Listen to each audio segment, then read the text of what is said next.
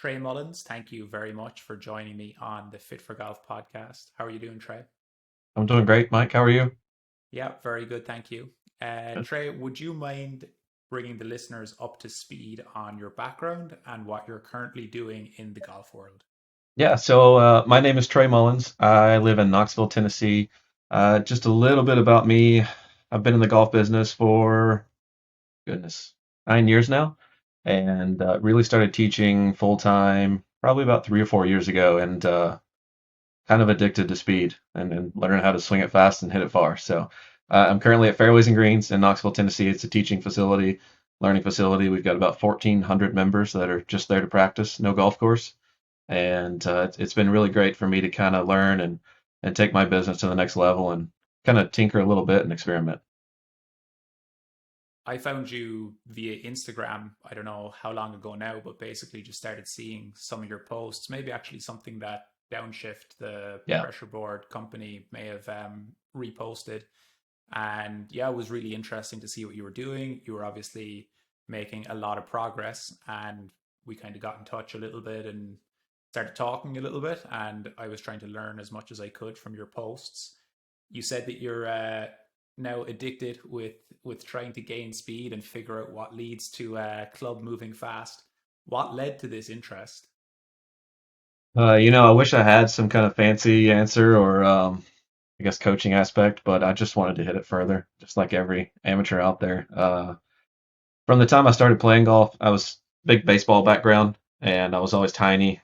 High school, I just swung it fast. Started that. College, I got pretty quick. Had a couple teammates that pushed me pretty hard. They were bigger than I, and I think I was like 135 pounds when I started college. So I eventually put on some weight and started catching up with some of those guys. But I just started working, lost some speed, and wanted to gain that back. And then it happened pretty quickly, and I was like, hey, let's see how far we can take this.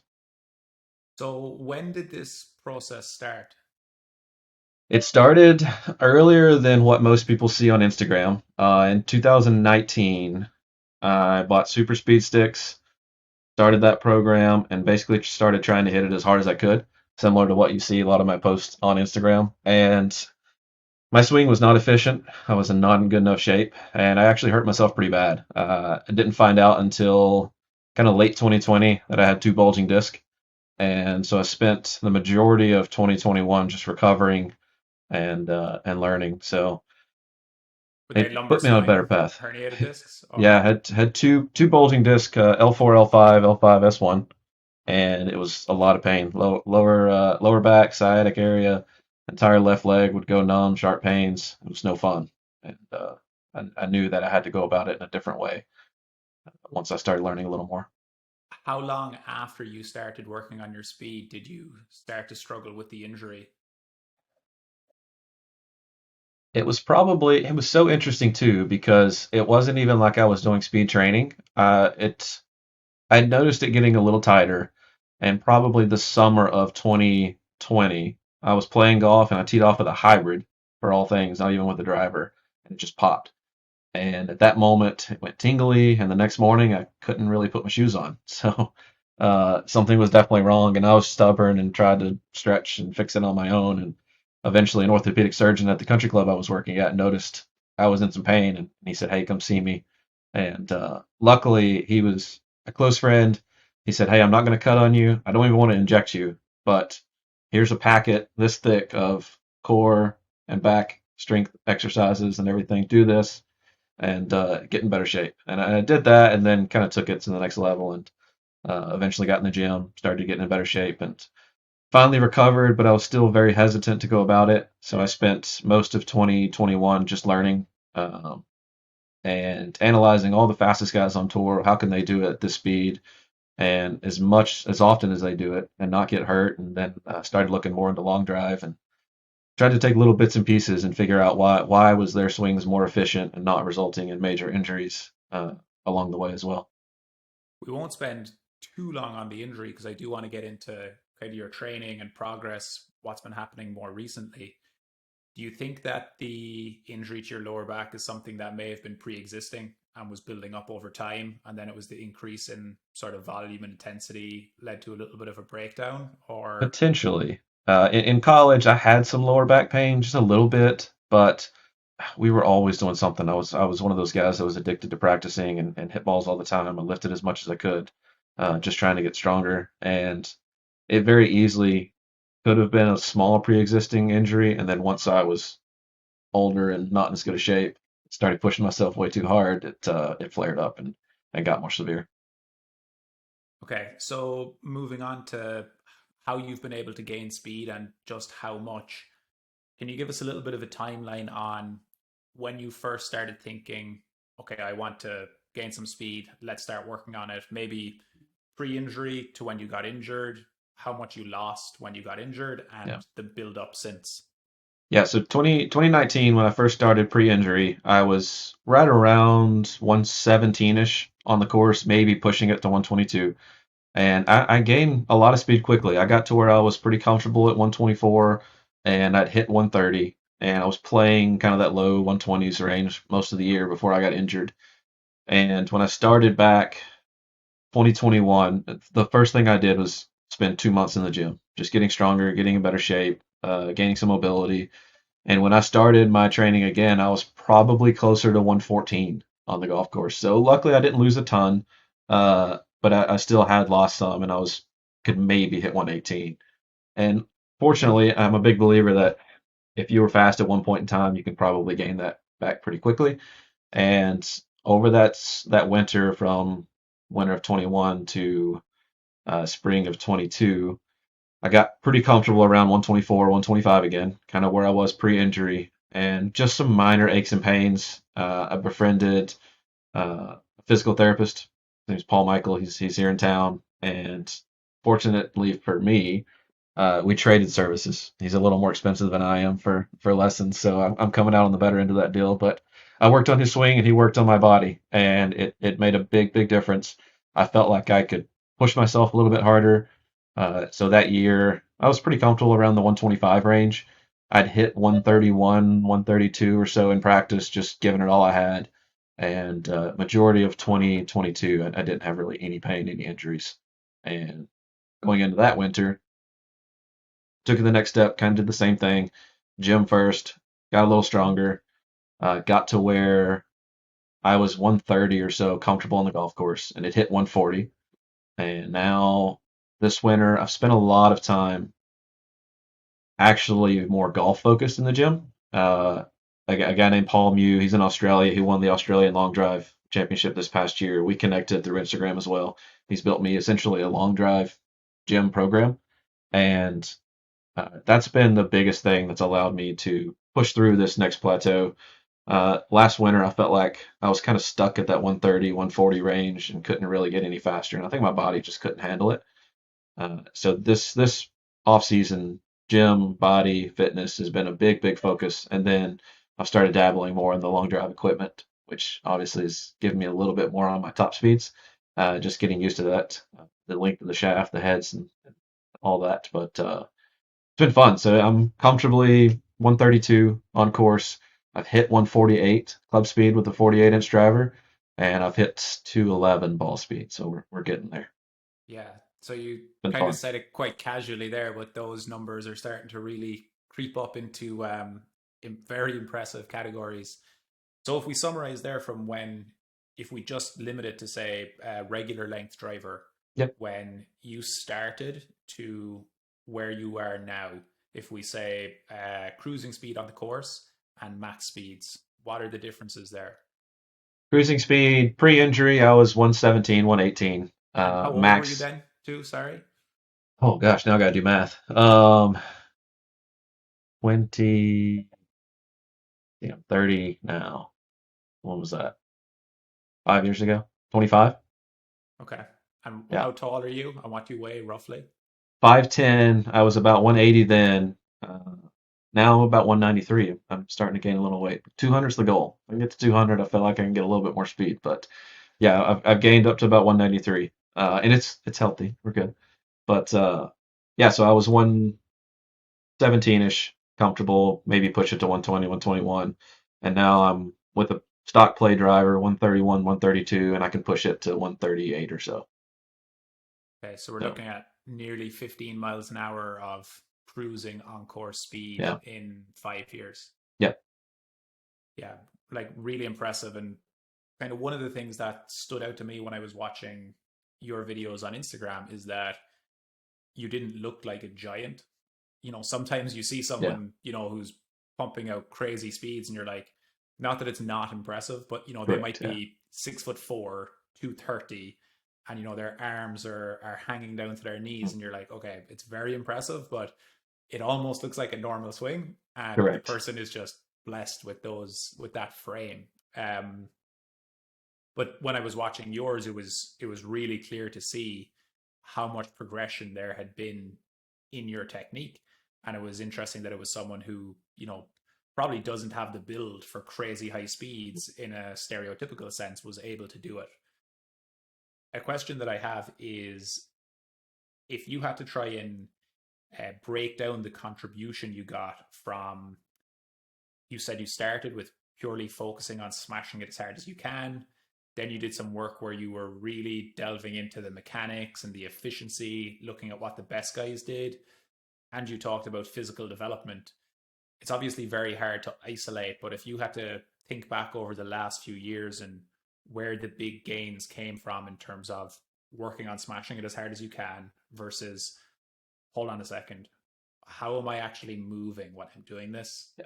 And changing your body. Basically, they all intertwine, but I'd love to hear your insight into where you feel like this is where I saw a lot of progress and maybe this didn't help so much, or whatever that experience was for you. Yeah. Every time I've seen a big jump, it's been when I focus mostly on mechanics and physical, just getting stronger, just in the gym and making sure that my body could handle it. It's I didn't well, I'll take that back. I didn't see big jumps, but I felt more prepared for that big jump. To where when I started pushing myself for just the crazy speed swings and through the sessions, it increased quite a bit. But I think for me, just being able to do that, it was definitely mechanics. That was my biggest issue in terms of the injury, in my opinion. I had very poor mechanics. I hung back on my backside, insane amount of side bend so that I didn't hit it far left, and eventually just the lower back couldn't handle it any longer. Plus, I wasn't in the best of shape, so the combination of poor mechanics and not being strong enough to handle it was my downfall. But I think for the listeners and majority of my students, I'm huge on mechanics and just the sequencing of everything. And I've got a few guys that I work with on Skillist that their first message is, I want to get faster. Here's the swings. And I look at it and I tell them, hey, we can't yet.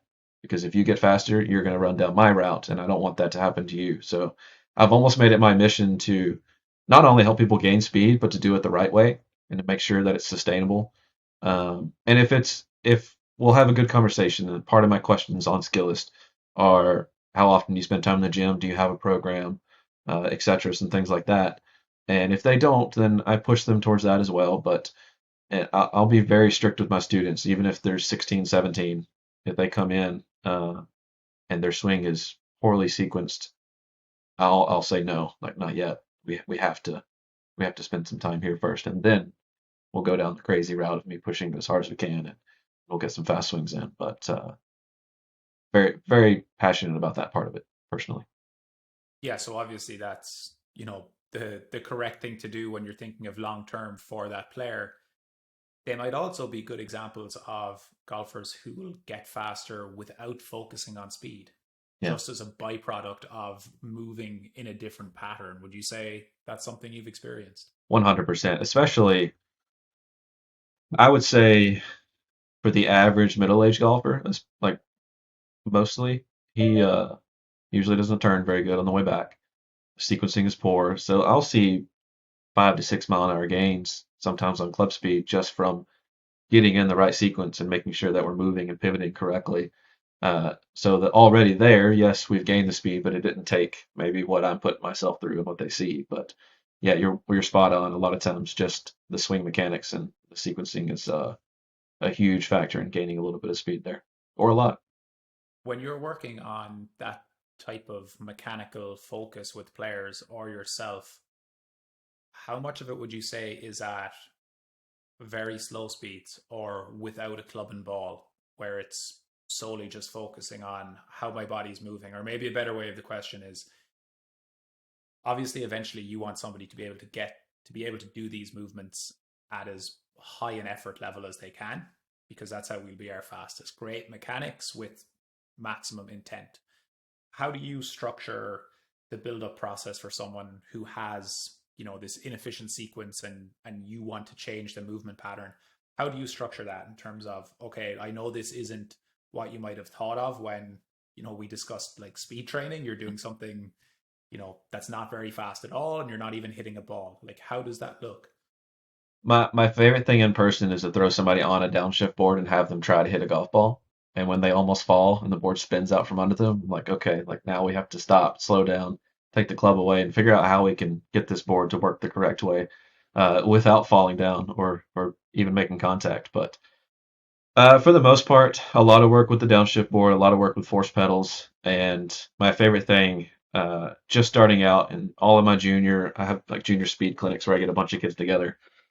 I have 5 downshift boards, so I'll line them up and get them on those, and Very, I'll very have them. quickly, because sorry to Yeah, interrupt, because I know there's yep, people listening. Tell us what yeah. the downshift board is, because there's going to be Downshift people board. listening. Yeah, so I've got the little crew neck on, but it is a pressure board where it looks like a skateboard, but it's got a little raise, probably 2 inches in the middle, maybe an inch and a half. Jeff's going to see this and kill me for not knowing. He's going to be upset that I don't know exactly how tall that is. But essentially, wherever your pressure is, lead side or trail side, that board's going to tip a little bit. And for me, I like seeing pressure always precede motion. So I'll have most of my players tip the trail side down before they even take the club away, and then make sure they get that lead side, left side for a right-handed golfer, uh, down before they even complete their backswing. Majority of people, when they hop on one of these and try to hit a golf ball, the left side gets down very late. Because the bottom is wooden, there's really no friction, especially if you're on a mat. You're going to slide pretty aggressively and be lucky to even make contact. And I've seen some pretty funny swings when people first hop on one. But I use it in a lot of my lessons. I use it personally at least twice a week or so within my sessions. And it's usually where I start with most of my speed clients in terms of getting the pressure shifts down. And fortunately, I do have a body track mat now. I purchased that a couple months ago. So not only can we look on camera, but we can have that immediate feedback in person of seeing exactly where that pressure's at and the timing of it in relation on the video. So that's great. But then hopping on the board and learning how to actually move the right way is very critical. And I'll have them completely drop their club, not even pretend they're gripping it. I'll have them put both palms out and essentially pushing away and feeling as we're moving side to side or tipping that board down.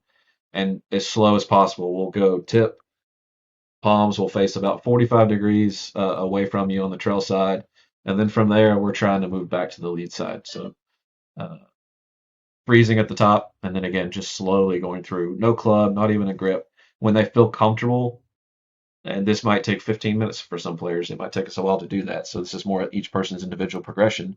When they feel comfortable, I allow them to make their grip and then do the same sequence. I'll let them put a club in their hands, same speed. If it feels good, we'll start to speed up and increase the effort levels. And then eventually, when they can make a good full swing without that board shifting and sliding, we'll introduce a ball. And usually it still shifts and slides a little bit, but uh, they start to get the hang of it pretty quickly, and it's fun to watch. But the amount of times that I've told people have told me there's no way you can take a full swing on that board and not slide.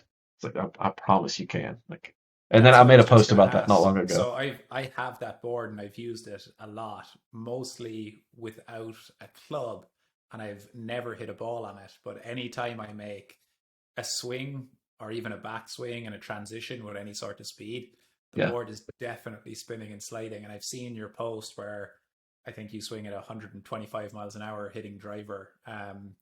So it sounds like you think that's a good litmus test for yeah, figuring out if you're moving in an efficient manner. yeah, for sure. Especially if you don't have any kind of force plates or 3D data like that. Like you really can't see pressure. You can look at somebody's mass shift, but it's never the same in terms of I can get way left with my body, but if I'm not pressing into the ground hard enough, there's really no force being applied. There's no true shift.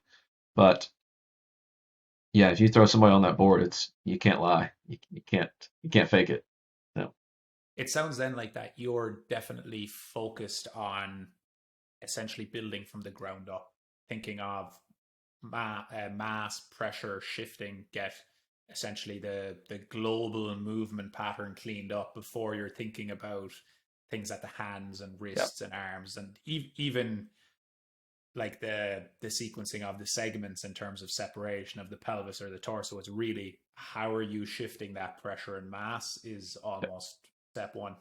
Yeah, it is. And it's so funny how that has completely shifted from how I used to teach 4 or 5 years ago before kind of diving down the speed path. It's made me focus exactly how you said from the ground up. If you're not moving your pressures the correct way, then you're not going to get the club to do what you want. It's just going to be a battle that you're not going to win for the most part. And I'll die on that hill. Yeah, and I think that's one of the potential, I guess, drawbacks or limitations of working with camera all the time Yeah, is that what we're seeing on camera is a reaction to forces that have happened earlier correct. in the movement. And if you concentrate on the time frame that you're seeing on the camera, it's you need to go like steps before that to Yeah. figure out what led to that reaction, which is tough with camera, and it's why you always should have a good coach. Have you had the chance to get on force plates or 3D and get kind of in-depth analysis on those? I personally have not. I've tried. I've got a couple friends in Atlanta and Nashville that it's just never worked out. We've tried to plan it a few times and something comes up. I want my own 3D force plates so bad, but about to have my third child. It's a little tough. They're not cheap, that is for sure. Uh, The college fund might suffer. exactly. Yeah, so they either got to be really good golfers themselves or be really smart, one of the two, if I'm going to buy those. But we'll see. I'm hoping I'm putting a little bit away each month to hopefully save up. And I've had a couple people tell me that I should wait, and they think that AI is going to come out with something that is going to basically be able to tell us. I don't know how. Again, like just to the naked eye, it's so hard to tell what pressures are. But I mean, it's computers are so smart these days. Who knows? But Do you have a system that you would pick if you got to choose out of the kind of highest level force plates available? Have you looked into it enough to get a I picture? have. I mean, obviously, Swing Catalyst is hard to beat. I feel like it's the TrackMan of horse plates, but I've talked to Tyler with Smart to Move and their 3D plates, and I think they've got a great product. Most likely at this point in my career, if I purchase them, it will be the Smart to Move 3D, the newer ones, not the super high end, but I think they're even around 15,000, so it's a pretty penny. But that would be probably the route I would go. And a couple of my friends have those, and they really enjoy them, and they work well. So Have you looked into gasp I systems? have a little bit, not as much as Catalyst and Smart to Move, but I've heard really good things about it as well. Yeah, it's interesting. I don't know enough about them, but it's generally the gasp or the dual wing cat that I Yeah, see kind of the top people using. yeah, So you dug into the mechanics a little bit. Obviously, big focus on how you're shifting your pressure and mass, how you're using the ground. I'm sure people after they listen to this will go to your Instagram and look at your swing. It actually is evident to the naked eye looking at your swing in real speed how much you do use the ground because you can really see how much your left leg push or how much your left foot pushes and then the reaction force pushes it back. We might get into that a little bit, but something I want to talk a little bit about before we move on is you talked about how you valued improvements in your physical conditioning, and you especially mentioned getting stronger. Are you able to give us a estimation of maybe particular exercises that you've been doing in that time frame that you can tell, well, back in, when I was started this, I was lifting X in this exercise and now I'm able to do Y? Or has kind of the whole training program and exercises you use changed? yeah. So when I first started, I knew enough to kind of get myself in trouble or to be dangerous, and it was just solely full body strength. There was no speed. workouts incorporated. It was just your normal squat, deadlift, bench, all the above. And it obviously got me in better shape. It got me to where I could handle this, but I don't think it really benefited my speed gains. And within the last, call it 4 months, 5 months, the differences are I'm a big believer in keeping the reps slow or low, not slow. But if you're pushing for speed, that kind of 3 sets of five, or depending on the exercise, maybe eight, and complementing that with some kind of fast twitch movement afterwards. So I posted something not long ago on Instagram about combining some cable pulls with some lightweight overspeed training afterwards. So I think just getting that central nervous system firing, having your mind and your body recognize that when it needs to push hard, it needs to push fast as well. Because there's so many guys out there. I mean, we can all picture that one person who's super strong, brute strength, but he's slow as can be. Like you look at him, he's like, this guy can swing 130, but he's 95 just because he's not quick. And vice versa. You see 10-year-olds that are super quick and can move fast, but they're not strong enough to be able to support the club head speed and gain that. So I think I wouldn't say any particular exercises in general, but making sure that you complement strength with speed workouts, whether it be some med ball slams, if you do some weighted pull ups or something like that, take a really light med ball and just as quick as you can slam on the ground just to kind of mimic that same movement, same intensity. And I think that's been the biggest difference in terms of helping me get quicker, get faster this off season as opposed to just stronger and in better shape. Yeah. So that would generally be referred to as either contrast or complex Yeah. training. I think we talked about it a little bit in podcasts before, and what you're talking about there is very common in strength and conditioning circles. We had Andy Galpin on the show a couple of years ago, who's one of the best exercise physiologists and strength and conditioning coaches around. And the way he kind of simplified it was you have the force velocity curve, and for and force by velocity is power, which is essentially what we're trying to produce when we Yeah. swing. So concentrate on those two spectrums of the curve. Do stuff that's really heavy and do stuff that's really fast. And you can do those with similar movement patterns. Yeah, and it's generally easier to do the real heavy stuff with the compound movements and then do the real fast stuff with things like jumps, throws, swings. Yeah. Um, I am curious though to try and dig into like how much generally stronger you have gotten in that time frame. I know you said the first winter that it may not have helped much, but I'd be curious if maybe there still has been huge strength gains, with maybe are underpinning some of the changes. And also, I think just the fact that you've gained quite a decent bit of muscle mass is Yeah. probably an important element too. You know, it's hard for me to judge how much stronger I am. I don't think I've done a max rep since I was in college. And I kind of just threw that out the window. I didn't really care to compare myself. I know there's some importancies of knowing what you should be lifting in certain exercises, but I've kind of just listened to my body and what I feel like I can do, judge it off of that. But I don't know if I can put a number to it just with what I've done and how I've went about it, to be honest. But it all of my Well, exercises feel way easier with heavier weight. what about currently? If you take, say, like a session of 3x5 on some of the lifts that you do, what would be some typical numbers for popular exercises if you're still doing them? It's even with the squat. I'm going to get some blowback here as majority of the squats that I do are like box squats, so I don't go all the way down, just so I can be a little bit more explosive. I want to say it was like 325 sets of five in a box squat, and it felt fairly easy. I'm always by myself too, so I never want to Yeah. push myself too hard. I don't really have a spotter. Um, I, I'm very fortunate that the facility that I teach at has a fitness center. Literally, as I walk out of my office, it's there. So I usually stay after closing or go in before we open and get my workout then. Um, so, the majority of the stuff, I don't really go heavy weight for the most part. And I just, whatever's on my app that I download, or that I plug it all in, it tells me kind of this is what you did last time. And I try to go a little harder, a little bit heavier.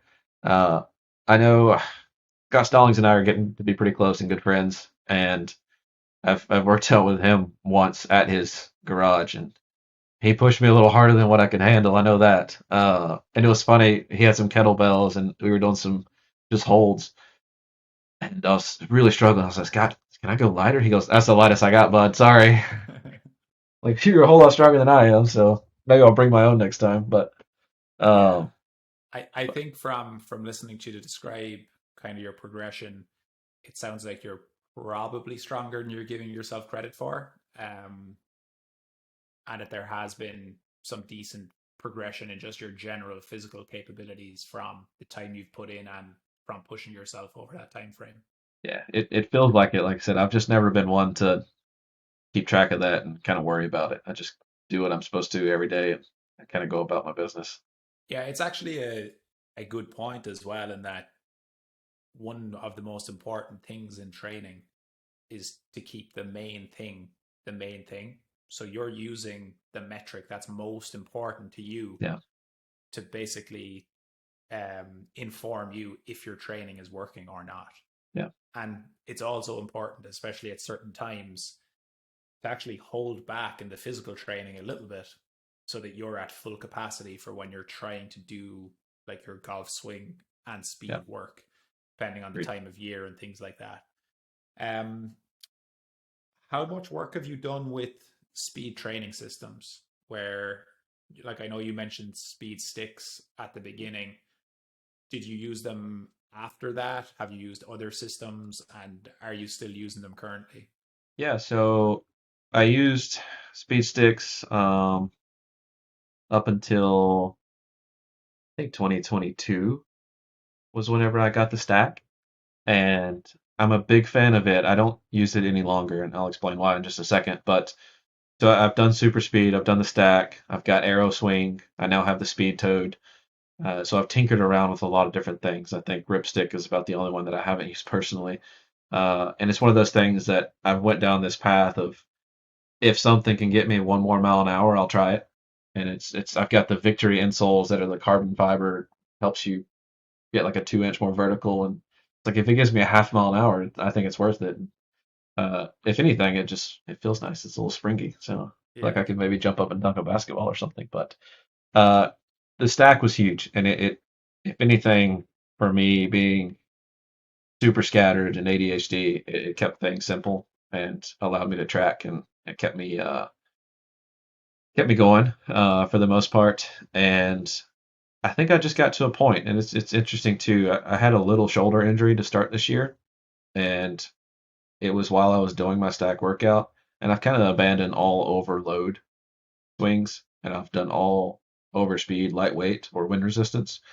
So for the most part, right now, personally, I'm doing arrow swing and speed toad, and not even really their specific workouts. Not saying they're wrong, but where I'm doing both and where I'm hitting so many drives as hard as I can, I've tried to limit that to where I'm not pushing myself too hard. And so I've kind of created my own little mini workout with each of those so that I'm not too exhausted. And it's been fun. It's felt better on my body. And the more that I get to know some of these long drivers and really fast guys, and I've had a couple people on Skillest that are 120 plus that want to go to that 130 mark. I've had a lot of people tell me that they've been injured from overload speed training. I think the only person that is above 130 that I've talked to that does it is Drew Cooper. And he basically says that it's because he doesn't really hit that many golf balls. That he feels like he can continue to do the super speed. And I think he does ripstick quite a bit and still some Drew heavy also weight. has a master's in strength and conditioning. He does. So Yeah. he's really, really well trained, and he's also really, really well informed of how to manage his training program in terms of like volume, intensity, when to do it, when to Yeah. back off, how to warm up, to not keep swinging if something hurts. Yeah. Um, so yeah, he's an example of someone who, if somebody's going to do it as best as possible, he would be a good example. Yeah. Agreed. Yeah. He's a lot smarter than I in that regard. So I've learned a lot just talking to him. He's always awesome and quick to respond, just simply messaging him on Instagram. But um, He's a must follow for anyone He is. interested in speed. Drew Cooper. I've actually got to see him hit balls in person. Really. Yeah, in Scott Lynn's garage where he has his swing cat force Yeah. plates. Kind of funny. Scott, he only lives about an hour away from me, Dr. Scott Lynn. Yeah. So I've gotten to know him a little bit, and he texted me one day asking if I'd be interested in coming up, hitting balls because I hadn't done it on his force plates. And I said, yeah, I'd love to. So I arrived, brought my clubs, and when I got there, Drew was just mashing balls into the net. And I was like, so I've got to follow this up. Yeah. I don't even Drew want was to hit hitting now. drivers at like 225 miles an hour ball speed. Looked like he was swinging a pitching wedge. And I was It's just like, oh amazing. yeah, great. It's the smoothest, fastest swing I've ever seen. It's just so effortless. And to kind of what we were talking about earlier, like he's a pretty big guy. Drew Oh yeah, is. he is very big. When you Yeah. like stand next to him, he is large. He's the perfect kind of trifecta for speed, though. He's really big and strong. He has unbelievably good mechanics, and he's also trained physically like really well. So Yeah. he's kind of done a lot of the. He's basically done everything right in terms of training, Yeah. and he's also like got a really big frame, which Yeah. definitely does aid. Yeah. Pretty much the perfect combination. That's for sure. Not for me, my little 5'10" frame.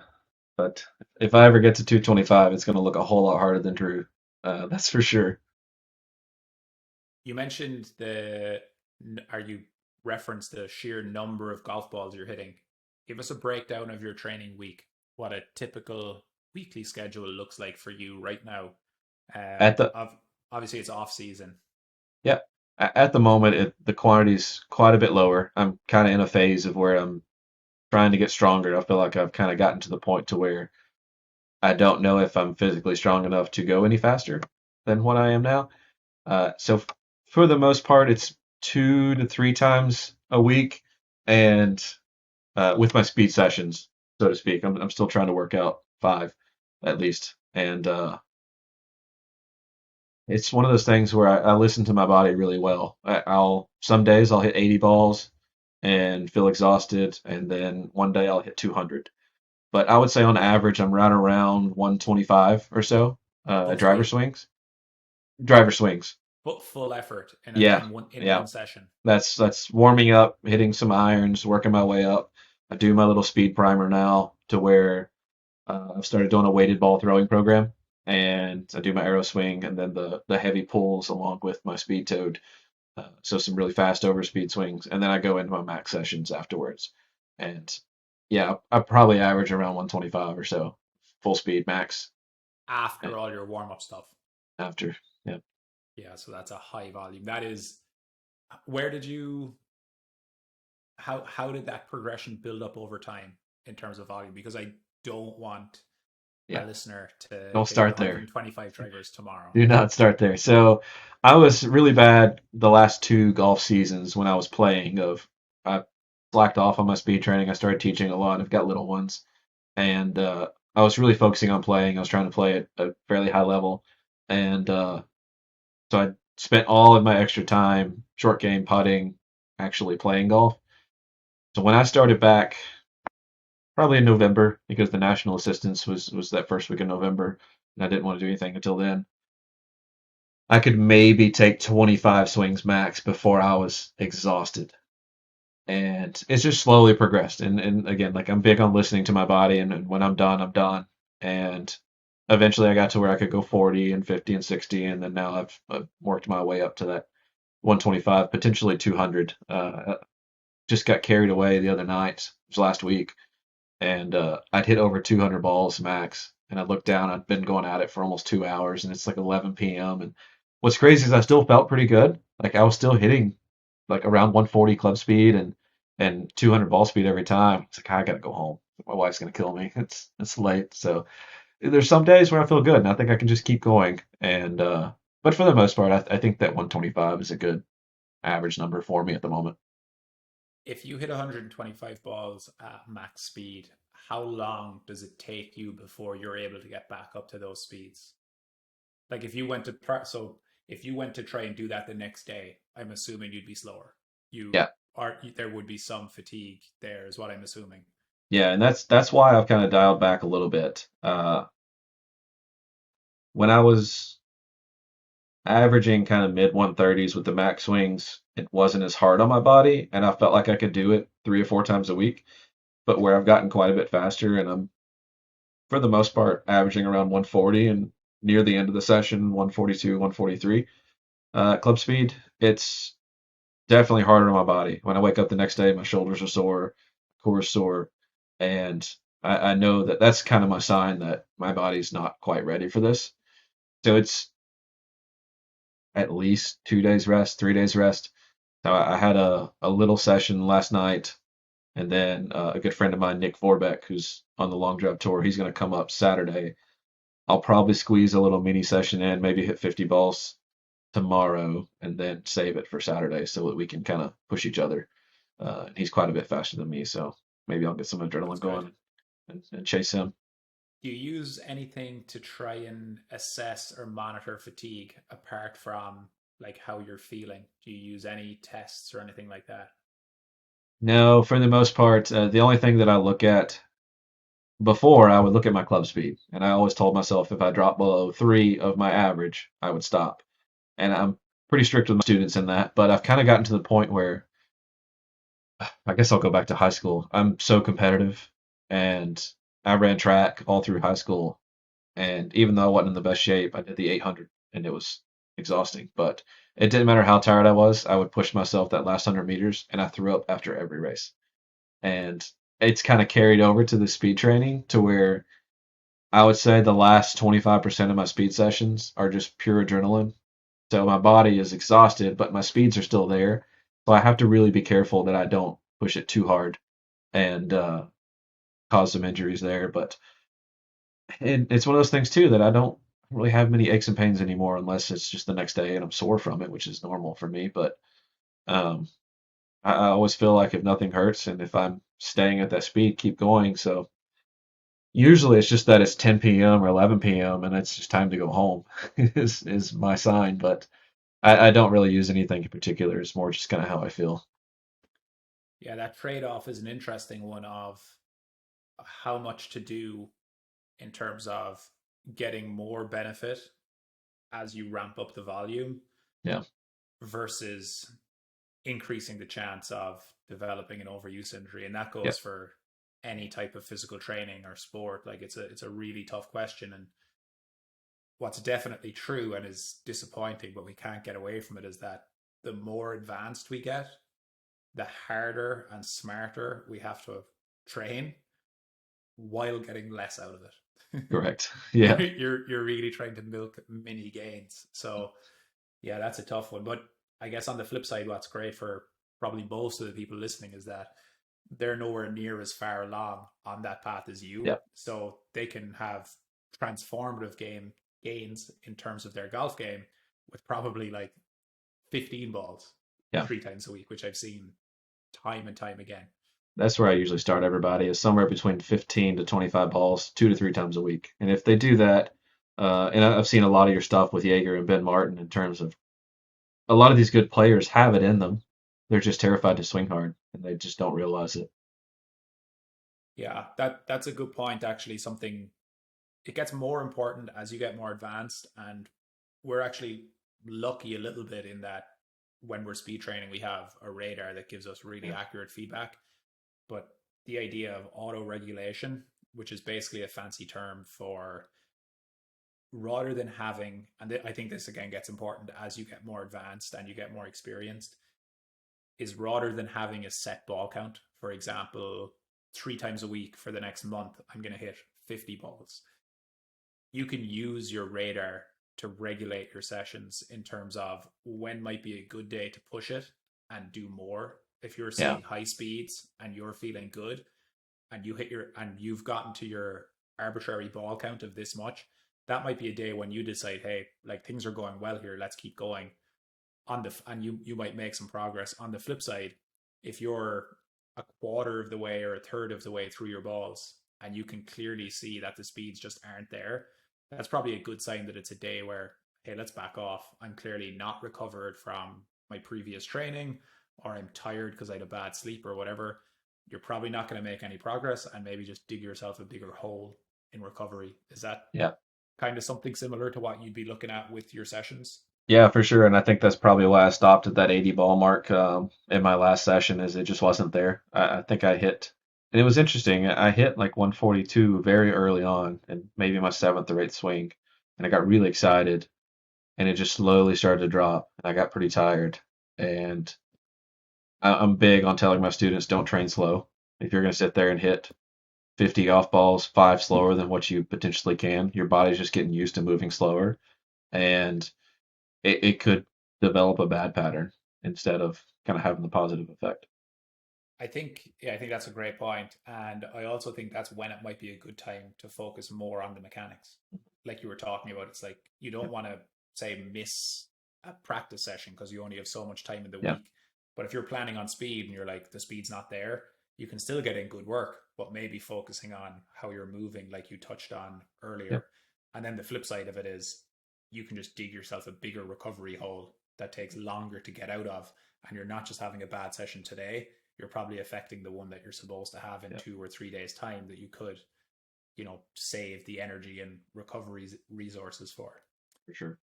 Something that fascinates me with other long drive um, competitors I've talked to is for how long during a speed session and how deep into the ball count they can go and still see increases in their speeds.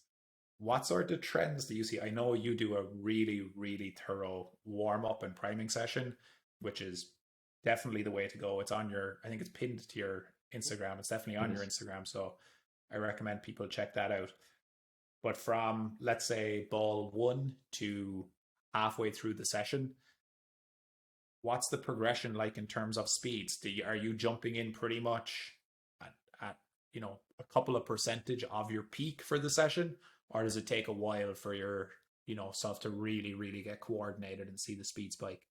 Up until maybe a month ago, it always took me a really long time to hit my fastest speeds. And dating back to last year, the first time that I broke 200 ball speed, I think was on my 150th swing.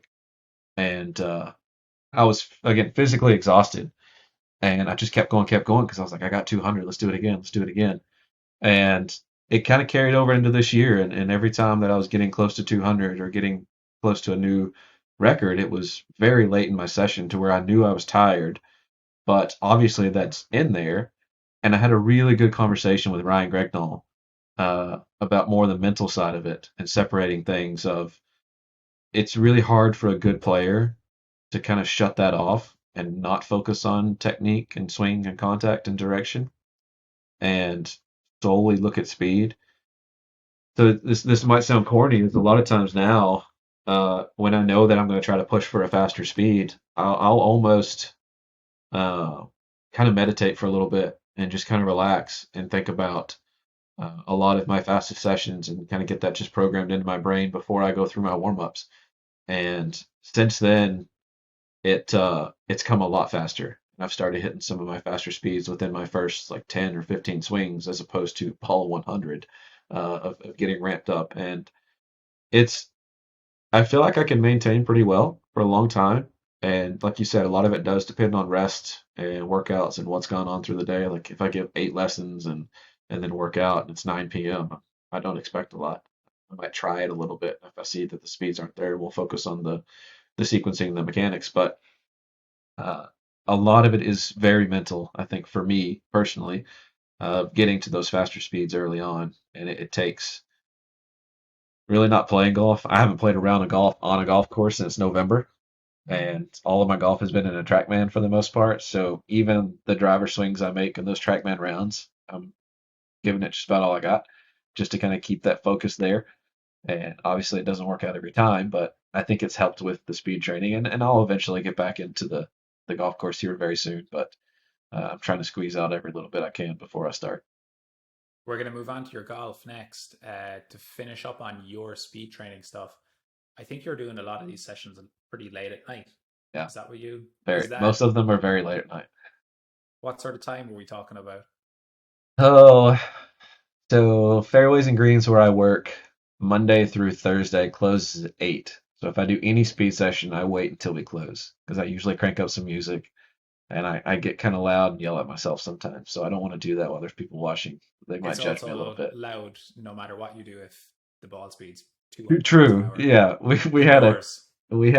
Callaway ball fitting yesterday, and I snuck in when we were done and hit a few. And the Callaway rep was walking around the corner, and he heard one hit the screen. He goes, "That's Trey, isn't it?" I'm like, "Yeah, that's me."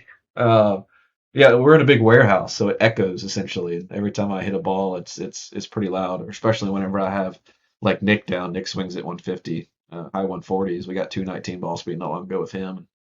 His are a little bit louder than mine. So it's he's luckily this time he's coming down Saturday. We close early on Saturdays, so we're gonna have our session at 6 p.m. So maybe get out of there at a decent hour. But yeah, there. I mean, anywhere I'll usually work out first and do my speed session afterwards. So sometimes I don't start my speed session until 9 p.m. You're doing a full workout and then your speed session. A lot of times it depends on what I'm trying to do. If I'm trying to push for a PR, then I'll do it. But a lot of the workouts that I'm doing now, where it is strength with speed, my body just feels so ready to go, and it's nice. Yeah, there's a sweet spot there where Yeah, you're getting really, really well primed, but probably avoiding like fatigue in the yeah, sessions. I'm guessing you're not grinding out the last couple of reps of a set or getting yeah. a massive pump and your arms and legs feeling like jelly. Correct. Yeah. Don't tell Paul, but I might skip a couple here and there if I know I'm going to push hard. Yeah, we'll have to look into that program at another time for definite. Yeah,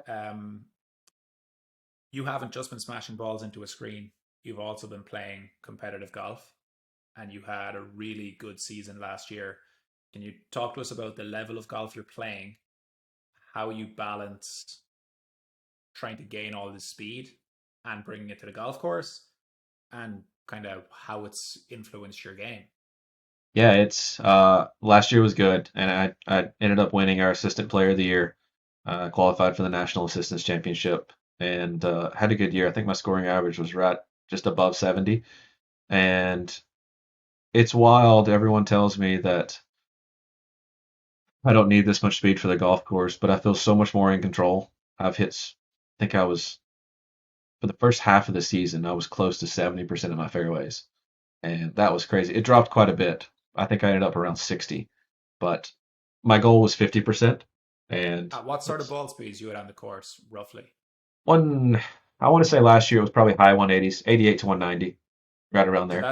that's essentially like, now I know the golf courses are different, but that's essentially top of the PGA Tour rankings in ball speed, which would be like high 80s. There's sometimes a player gets into the low 190s, but Yeah, there's only ever a handful of players, like definitely less than 10, that are over 183 or 184 every season. The PGA Tour average for fairways, I think, is 59%. So you're basically at PGA Tour average in fairways, but your PGA Tour average ball speed is 173. So you're about 15 miles an hour ball speed, about 30 yards yeah. above PGA Tour average, roughly in distance, while hitting comparable amount of fairways. So that is definitely a big influence on your game. Tell us, like, is that better than you used to drive it before? Like, how has the speed training changed how well you drive it on the course, not It just how is far you hit it? way better than it used to be. I keep track of my stats pretty well. I use Swing U. I partner with them as one of their coaches, so I can sign up my students under Swing U also. But I never tracked prior to this year, but I always struggle with big numbers. I would have a double in almost every round I played, and I'd have a triple or higher every third round, most likely. And last year, I started tracking my stats in February, and I didn't make a double bogey in practice or in tournament play until June, which was crazy for me. And I think I only ended up making maybe 6 or 7 for the entire year within tournaments. And most of those came down at the national assistants the last day because I was out of it and just kind of had fun. But Yeah, it's wild just how much more control I have, and I attest that too. That not only in golf, but any kind of object, the faster that it moves, it's going to work on a more efficient plane and a more singular plane. So there's less that can go wrong as long as I have good face control. My path doesn't vary very much, so I know what my ball flight's going to do. I used to miss it left so often. Combination of an inefficient plane plus inefficient weight shift. I would hang back, face would have way too much time to rotate. It was scary how far left I could hit it prior to last year, even with some of the gains that I'd had the 2 previous years. But it's crazy how much more confident I am off the tee. But we play a lot of short golf courses too. We never play beyond 7,000 yards, which in a way frustrates me. But I can pull out a 4 iron and fly at 250, whereas most guys are flying their driver around there that I compete against in our Tennessee PGA events. So even if the driver's not working, I can hit a 4 iron or a 2 iron and still be up there with most of the guys and play the golf courses that we play. That's what I was just going to ask. How, I know it obviously depends on the course, but are you still getting to use driver a lot, would you say? Do you try to use it as much as possible? Or is there a lot of times you're like, there's nowhere to land it here, you know? I'm pretty aggressive, but I'm not stupid, I guess to say. It's been my goal is being smarter this past year and managing my way around courses. But I've always kind of lived and died about uh, trying to get as close to the green as possible. Uh, there's the one downside of my distance gains is I have a much larger awkward wedge range of like my 50% kind of half 58 degree is like 70 yards now. So that 30 to 70 yards is kind of weird. And I've spent a lot of time trying to learn how to produce consistent shots from there. So if I can get it inside of 30 yards, I do my best. And if not, then I'll lay it back. But again, like we don't play a ton of hard golf courses. There's a couple on our schedule that are very old school. They've been around for a long time, a lot of dog legs that I got to kind of plot my way around. And I have fun with that too. I'm super creative. My college coach said that I was the only person he ever saw that when he was in the trees, the first place I looked was up to figure out where the holes were. Uh, so luckily, I'm a little smarter now, but off the tee, I can kind of get creative a little bit, hit some interesting shots. Yeah, I think having some awkward gapping with your wedges is not the biggest problem to have, though. As Yeah, long as you're still able to correct. make decent contact, it's like Yeah, if you're between 30 to 70 yards, a mediocre shot is going to be a lot closer to the hole than a really good shot from 120 or yeah, 150 or whatever it may be agreed. in the vast majority of scenarios. Um, so something I'm telling golfers all the time is that if they are really interested in increasing speed past a quick initial burst, which I think is easy once we get started just from some intent, they need to be working on their mechanics, as we Yeah, touched on. You mentioned that you coach people on via the Skillest yeah. app. So a lot of people listening will be familiar with remote coaching. Some won't.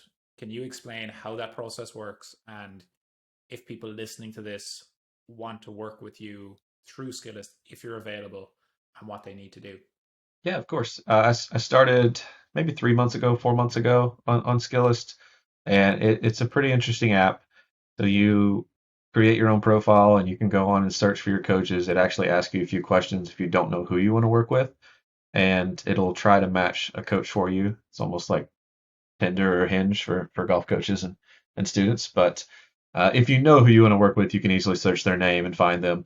On my Instagram profile, I have my Skillist link in my bio, so you can go there pretty quickly and find me. But yeah, I'm always taking new students, and it's been an interesting learning curve working through online and virtually. But I send so many questions and have them record certain videos from certain angles, a couple that are unique, one that's unique that I get some weird questions about, but it's important for setup to me. But I think as long as I can get all of those questions answered, I can give you very much close to what I can give you in person.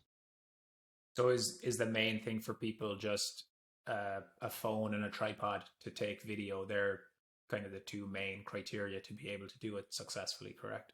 Yeah, for sure. And if you are looking to gain speed, if you have access to some kind of radar, it's going to help Yeah. quite a lot too, just to be able to judge your progressions and see how you're moving along. But yeah, tripod, a phone, and if you can get into a TrackMan once a week, or any kind of launch monitor once a week or so, it'll be very helpful.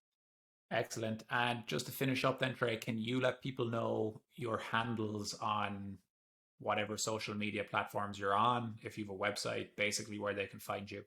Yeah, so all of my handles are at Tre Mullins Golf, and it's TreMullins golf. So my Trey is spelled a little awkward, so it gets confusing. But and on Skillist as well, I think I'm the only Mullins. I looked at that the other day, so if you just type my last name, I'll pop up pretty quickly.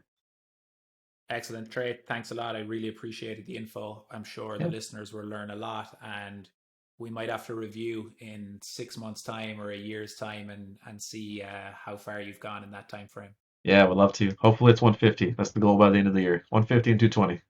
Excellent. We'll Thanks see. a lot, Trey. Thanks, Mike. Appreciate it.